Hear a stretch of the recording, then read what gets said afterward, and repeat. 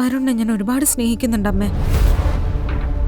അതിന്റെ ഒരു അംശമെങ്കിലും തിരിച്ചു കിട്ടിയാ ഞാൻ എത്ര സന്തോഷത്തിലായിരിക്കും അറിയൂ. ഈ കുടുംബം ഇപ്പൊ എരുതിയിൽ നിൽക്കുന്നുണ്ടെങ്കിൽ അതിന്റെ കാരണം ഇപ്പൊ നീ ഒരുത്തിയാ.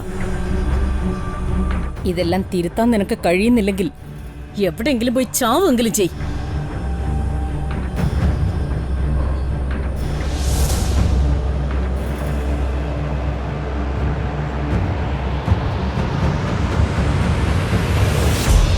എല്ലാം കേട്ടല്ലോ.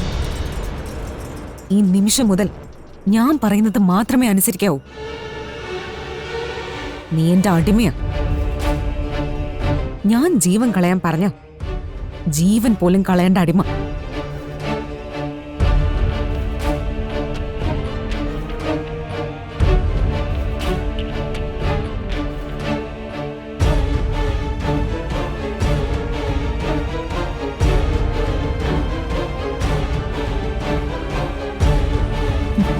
വാടി.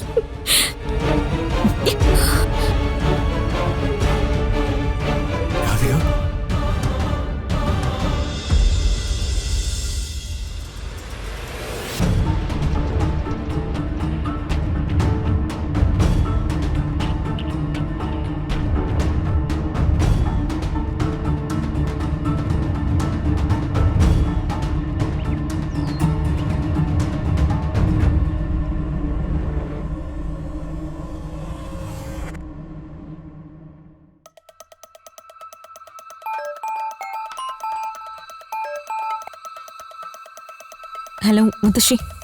എടി, എന്താ അവിടുത്തെ അവസ്ഥ? എല്ലാവരും ചേച്ചിക്ക് എതിരാ മുത്തശ്ശി. അവളെ വിശ്വസിക്കരുതെന്ന് ഞാനൊരു1000 വട്ടം നിന്നോട് പറഞ്ഞതാ. നീ കേട്ടില്ല. അതുകൊണ്ടല്ലേ ഇതൊക്കെ അനുഭവിക്കേണ്ടി വന്നത്.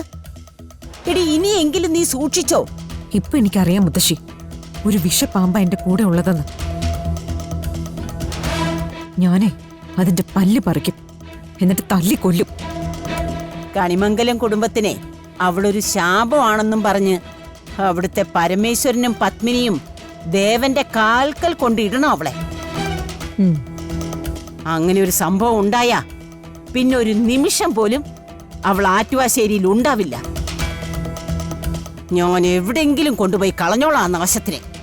ചേച്ചിയുടെ സ്വഭാവം എന്താണെന്ന് ഇനി തിരിച്ചറിയേണ്ടത് അച്ഛനാ.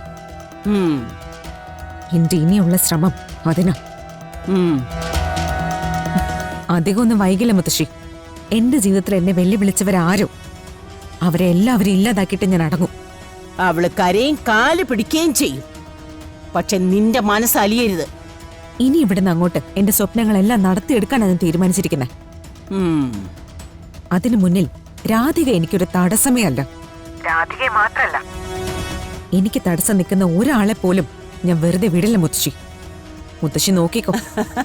എടി, ഇപ്പഴാ നീ എന്റെ പേരക്കുട്ടിയായത്. ഇനി ഞാൻ ഇവിടെ സമാധാനമായിട്ട് കിടന്ന് ഉറങ്ങും.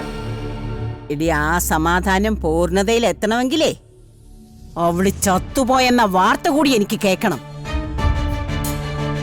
അതവിടെ കിടന്നാലും ശരി, ആറ്റുവാശ്ശേരിയിലായാലും ശരി, തെരുവിലായാലും ശരി. ആ വാർത്ത മുത്തശ്ശിയെ ഞാൻ കേൾപ്പിക്കും. ചത്ത് തൊലട്ടെ.